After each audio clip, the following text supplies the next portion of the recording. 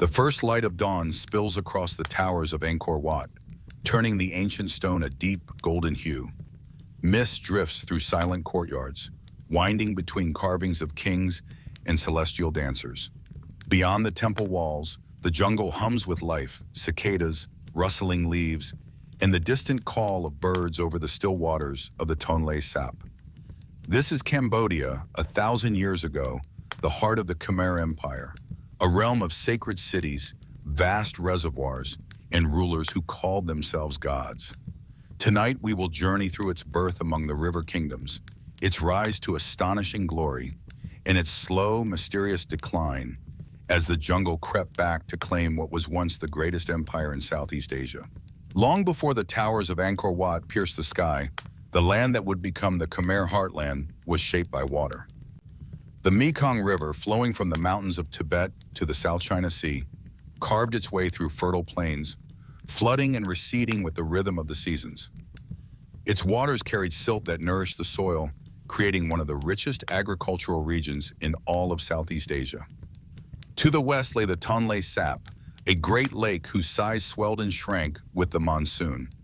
In the rainy season, rivers ran backward into the lake, turning it into a vast inland sea. In the dry months, the waters retreated, leaving behind fertile mud perfect for rice cultivation. Life here was bound to the pulse of the monsoon and the generous floods it brought. Along these rivers and plains, small communities began to grow. The earliest of these organized states was Funan, flourishing between the 1st and 6th centuries of the Common Era. Its rulers controlled trade routes that connected India and China, and its ports welcomed merchants carrying silks, spices, and precious stones. Funan's influence was felt far beyond its borders, with inscriptions and artifacts revealing a culture that embraced ideas from across the seas. Hinduism arrived with Indian traders, bringing tales of Vishnu and Shiva, sacred Sanskrit texts, and the concept of kingship rooted in divine authority. At the same time, the teachings of Buddhism began to filter in, offering a different vision of the world and of moral duty. Funan eventually gave way to a new political entity known as Chenla. Unlike the coastal trade-centered Funan, Chenla's power was inland, tied closely to the fertile heartlands along the Mekong. It existed in two main divisions, often referred to as Land Chenla and Water Chenla. Land Chenla held sway over the inland valleys, while Water Chenla maintained influence over the river systems and delta regions. This dual nature reflected the importance of both agricultural control and river trade in sustaining power. From the Indian subcontinent came more than just religious beliefs. The Khmer inherited a writing system derived from Sanskrit and Pali, enabling them to record royal decrees, religious texts, and historical events on stone stelae. From China, they learned of imperial administration, diplomacy, and the value of tribute networks. These exchanges shaped a society that blended native traditions with foreign ideas into something distinctly Khmer. At the heart of daily life was rice. The fertile plains, fed by the Mekong and Tonle Sap, allowed for multiple harvests a year. Farmers planted in the receding floodwaters, letting the nutrient-rich mud feed the young shoots. The harvest was stored in communal granaries, ensuring food security even in years when the rains were less generous. Rice was more than sustenance. It was the foundation of population growth. With reliable food supplies, villages expanded into towns, and towns into early cities. Surplus rice could support artisans, priests, and soldiers, laying the groundwork for complex political structures. Yet before the unification of the Khmer Empire, this land was not a single kingdom. It was a mosaic of small realms, each ruled by local chieftains or petty kings. Alliances shifted with the seasons, and rivalries often turned to warfare. Some rulers sought power through military conquest, while others relied on marriage alliances or control of vital trade routes. The idea of one ruler uniting all these lands under a single banner was still distant, though the cultural and economic foundations for such a vision were slowly being laid. Religious life was rich and varied.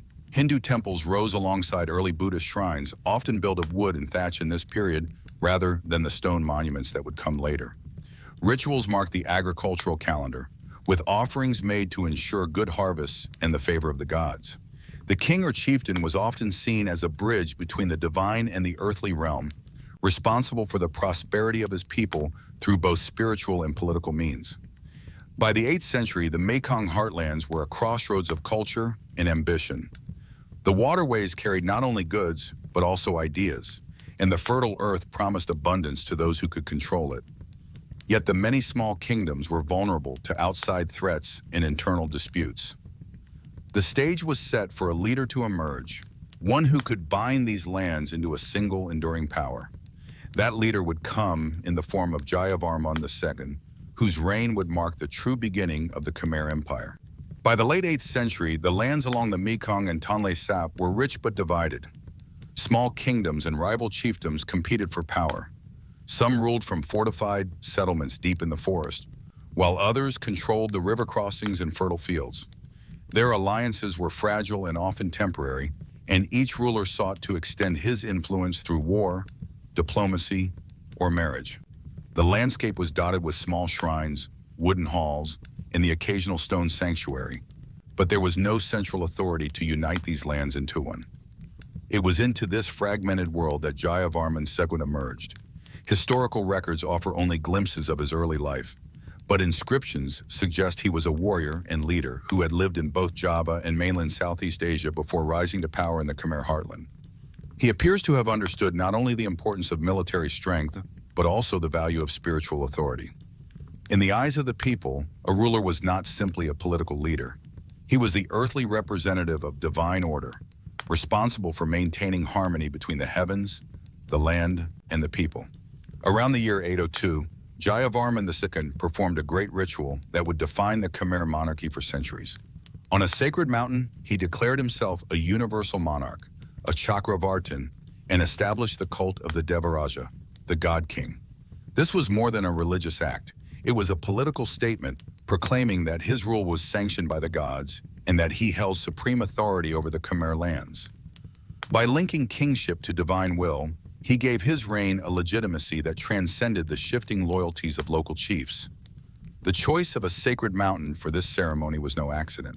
In Khmer belief, mountains were the earthly reflection of Mount Meru, the cosmic peak at the center of the universe in Hindu and Buddhist cosmology. By placing himself at the summit, Jayavarman II positioned himself symbolically at the center of the world, the link between the divine realm above and the mortal realm below. From this foundation, he began to consolidate power. Early in his reign, Jayavarman II established his capital at Indrapura, located in what is now eastern Cambodia. This site allowed him to control important river routes and maintain connections with neighboring territories. Later, he moved his court to Hariharalaya, near the northern shores of the Tonle Sap. This location would become the heartland of the Khmer Empire for generations to come. The fertile plains and access to the lake's resources made it an ideal seat of power, and its position allowed for the construction of canals, reservoirs, and roads that would bind the surrounding lands more tightly together. With central authority now taking shape, the Khmer began to build in ways that expressed both political might and spiritual devotion. Jayavarman II and his successors commissioned stone temples dedicated to Hindu deities, particularly Shiva, Vishnu, and their many forms. These were not merely places of worship. They were designed as symbolic mountains, with central towers representing Mount Meru and surrounding galleries standing for the mountain ranges that encircle the world in sacred geography.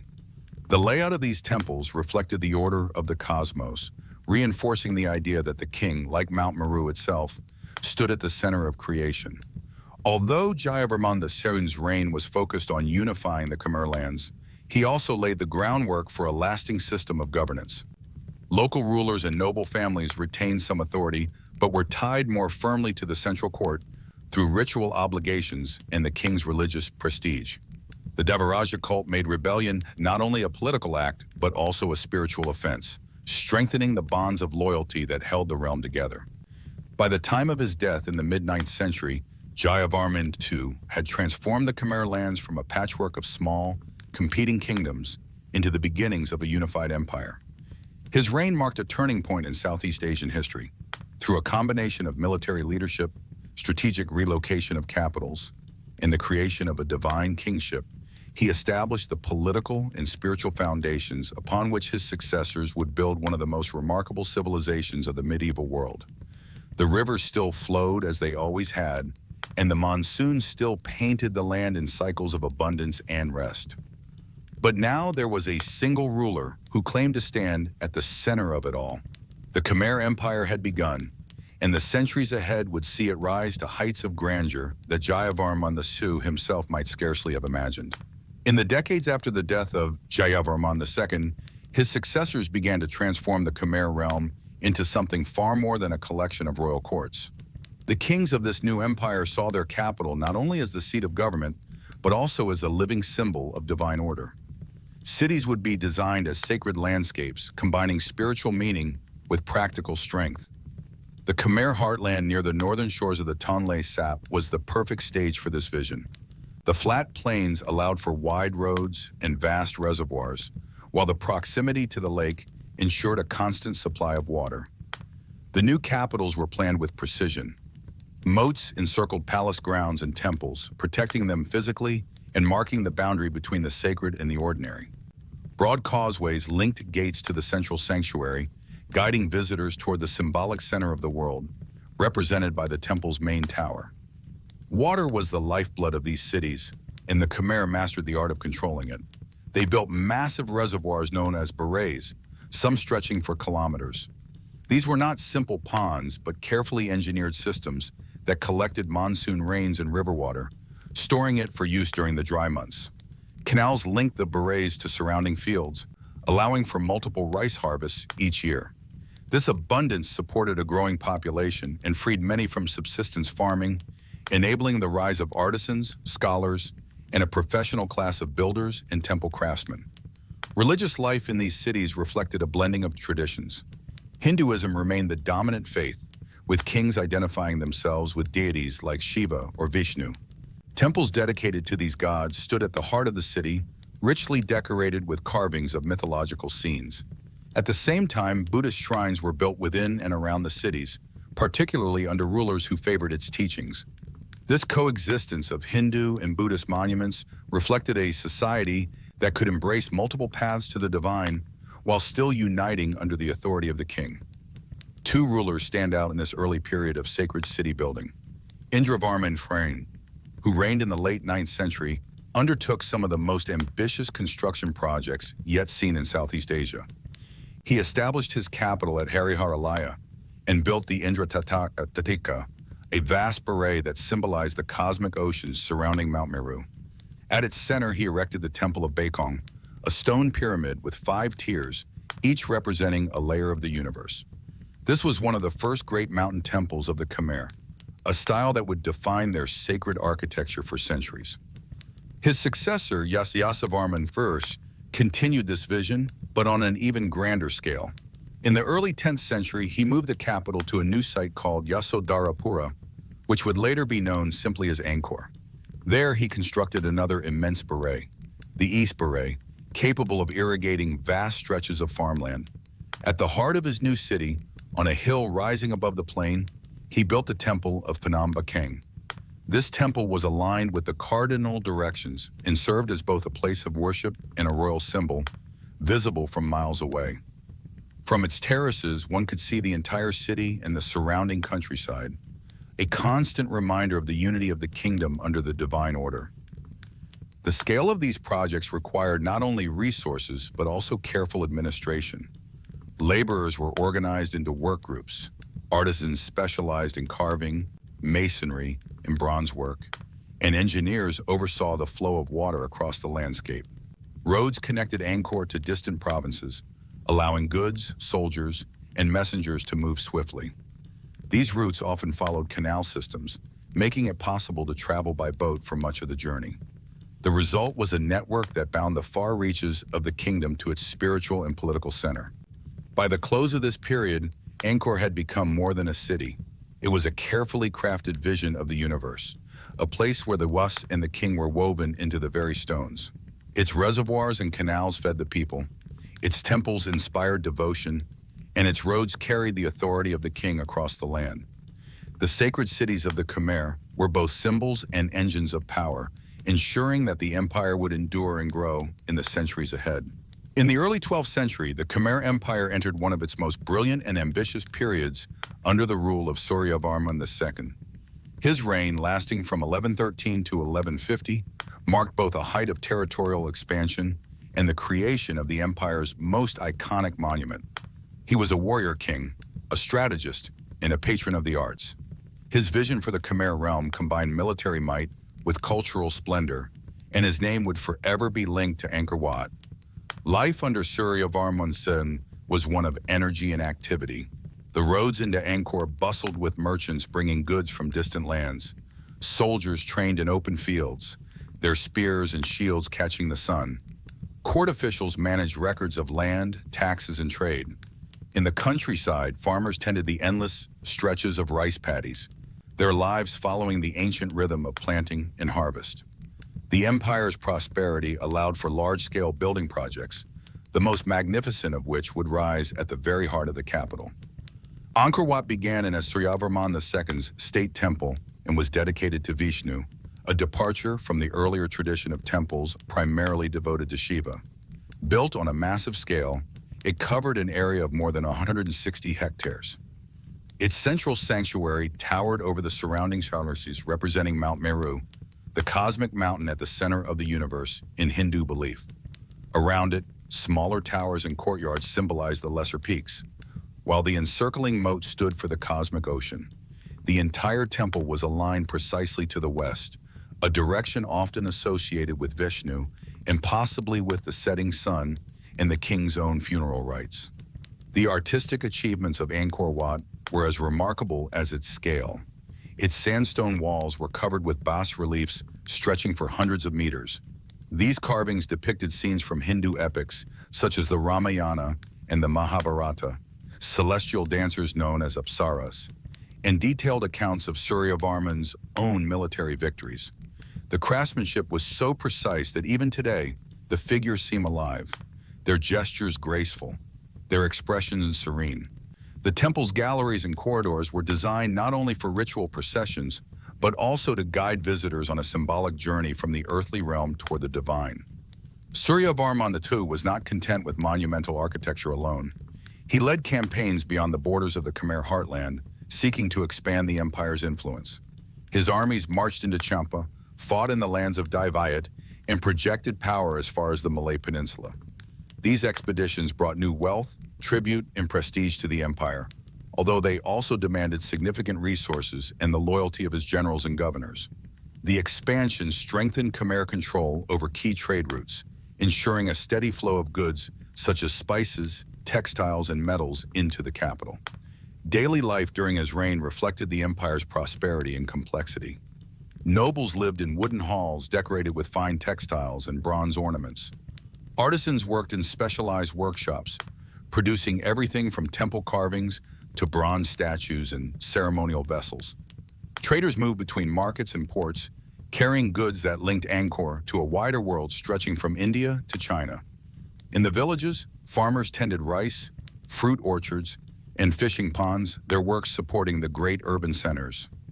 Religious festivals filled the calendar, blending solemn rituals with music, dance, and theatrical performances. Cultural refinement flourished under Suryavarman II. Classical Khmer dance, performed by trained court dancers, was both an art form and a form of worship, retelling the myths and epics in graceful movements. Poetry and inscriptions celebrated the king's deeds, recording not only his victories, but also his piety and devotion to the gods. Sculptors and architects refined their techniques to a level of detail and harmony rarely matched in world history.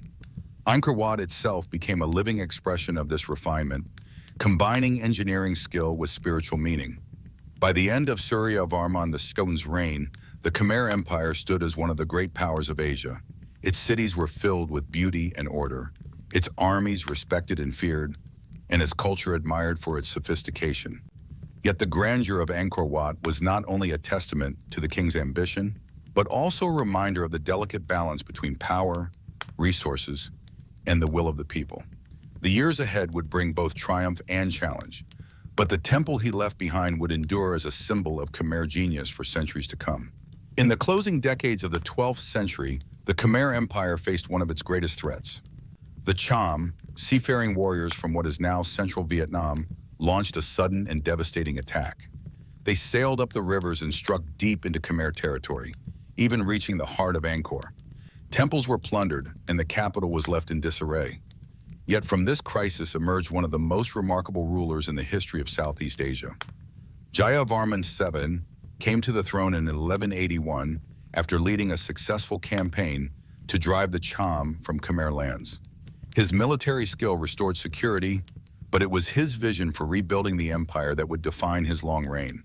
For nearly 4 decades, he ruled with a determination to heal and strengthen his kingdom, not only through military power, but through grand works that would transform the very landscape of Angkor. One of his most striking legacies was his commitment to public works on a scale never before seen in the Khmer world. He ordered the construction of hundreds of rest houses along the empire's road network, providing shelter for travelers and merchants moving between provinces. He built hospitals throughout the realm, each staffed with physicians and supplied with herbal medicines.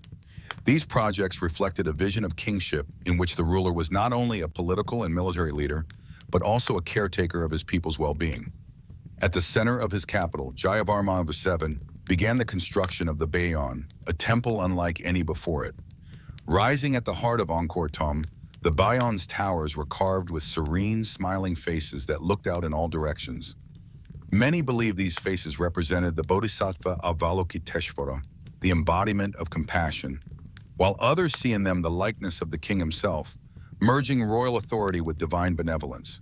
The temple's walls were decorated with vivid bas-reliefs depicting scenes from daily life, battles, markets, and religious ceremonies, capturing a living record of the Khmer world at its height.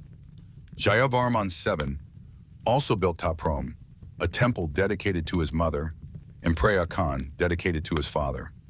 Unlike the monumental formality of earlier temples, these were intertwined with nature from the moment of their construction. Courtyards opened to the sky, and corridors led into quiet sanctuaries filled with light and shadow. Tome, in particular, was left partially in the grip of the surrounding jungle, its stone walls embraced by the roots of great silk cotton and fig trees. A defining feature of Jayavarman VII's reign was the shift toward Mahayana Buddhism as the state religion. While earlier kings had largely favored Hinduism, Jayavarman adopted Buddhist principles of compassion and service. This new spiritual focus shaped both his policies and his monuments. Inscriptions from his reign speak of his desire to ease the suffering of his people, likening his rule to that of a father caring for his children. Even so, Hindu practices and temples continued to exist alongside Buddhist ones, showing the religious tolerance that had long characterized Khmer society. Under his leadership, the Khmer Empire reached its greatest territorial extent. Its borders stretched from the coast of the South China Sea across much of present-day Cambodia, Laos, and Thailand, and into parts of Vietnam and Myanmar. Roads linked these far provinces to Angkor, and a steady flow of tribute, goods, and manpower reinforced the capital's wealth and influence. The infrastructure he built helped maintain this vast realm, enabling messages and resources to move swiftly across great distances. Daily life in Jayavarman VII's Angkor Wat reflected both stability and abundance. Farmers benefited from the improved irrigation systems, traders moved freely along well-kept roads, and the capital thrived as a center of art, religion, and governance. The temples bustled with monks, pilgrims, and scribes, while artisans carved statues, painted manuscripts, and wove intricate textiles. Music and dance filled the royal court, and festivals brought the population together in celebration of both religious and civic life. By the time of his death around 1218, Jayavarman VII had left a legacy unmatched in Khmer history. He had rebuilt his empire after invasion, expanded its borders, and infused its institutions with a spirit of compassion and service. His monuments still stand, bearing the marks of his vision, from the smiling faces of the Baishon to the quiet, tree-shaded courtyards of Tome. In his reign, the Khmer Empire reached a zenith of cultural and political achievement, a height from which it would slowly descend in the centuries to come.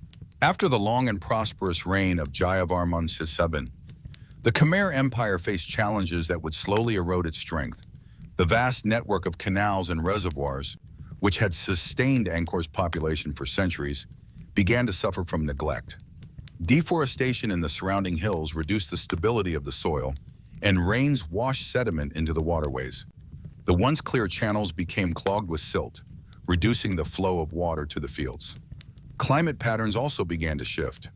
Evidence from tree rings and sediment records suggests a series of severe droughts followed by years of heavy flooding. These extremes disrupted agriculture, weakened food supplies, and strained the empire's ability to sustain its people. At the same time, internal divisions began to grow. Power struggles between royal factions undermined the stability of the court. As different rulers took the throne, religious policies shifted between Hinduism, Mahayana Buddhism, and eventually Theravada Buddhism, which arrived from Sri Lanka. While Theravada Buddhism would take deep root in the region and remains dominant in Cambodia today, the transition may have weakened the political and spiritual authority of the king, who had long been seen as a divine ruler. Without the same religious foundation to unite the state, local lords and provincial leaders gained more independence from the central court. Beyond its borders, the Khmer Empire faced increasing pressure from powerful neighbors. The Kingdom of Ayutthaya rose in the west, expanding from its base in what is now Thailand. To the east, Dai Viet grew stronger and more assertive. Trade routes shifted as maritime powers in the region began to dominate commerce, reducing Angkor's control over the flow of goods. Border skirmishes and raids became more frequent, and the Khmer armies, once feared across the region, could no longer respond with the same strength. By the 15th century, the decline was unmistakable. The great city of Angkor, once home to hundreds of thousands of people, began to lose its population. Some scholars believe that the royal court relocated southward toward the region of Phnom Penh, seeking better access to river trade. Others suggest that repeated invasions, particularly from Ayutthaya, made the site too vulnerable to defend. Whatever the precise cause, the grand temples were left without their caretakers. Stone walls that had once been cleaned and repaired began to crumble. Roofs of wooden buildings rotted and fell. In time, the jungle began to reclaim the city. Vines crept over sandstone carvings, and roots of great trees wrapped themselves around the walls. Monkeys, birds, and insects filled the empty courtyards. Angkor Wat remained a place of worship, maintained by a small community of monks. But much of the surrounding city faded into obscurity. For centuries, knowledge of Angkor survived mainly in local legends and the memories of travelers from neighboring lands. It was not until the 19th century that the wider world once again became aware of the scale and beauty of the Khmer capital. Western explorers and scholars, hearing reports of immense stone temples hidden in the forests of Cambodia, made the journey to see them for themselves.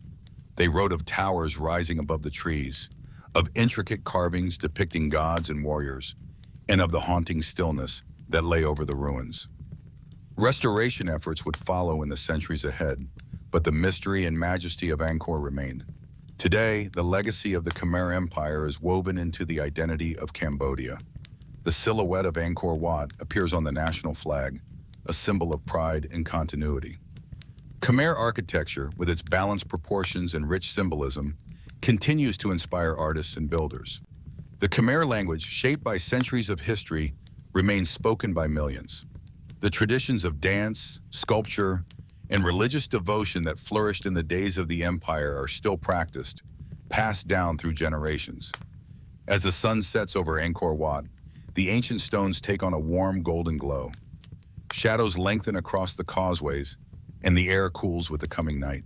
The sound of crickets rises from the surrounding grass, mingling with the distant calls of birds settling into the trees.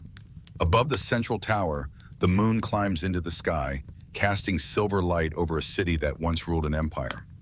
Though its power has long since faded, the spirit of the Khmer Empire endures, written in stone and carried in the heart of its people.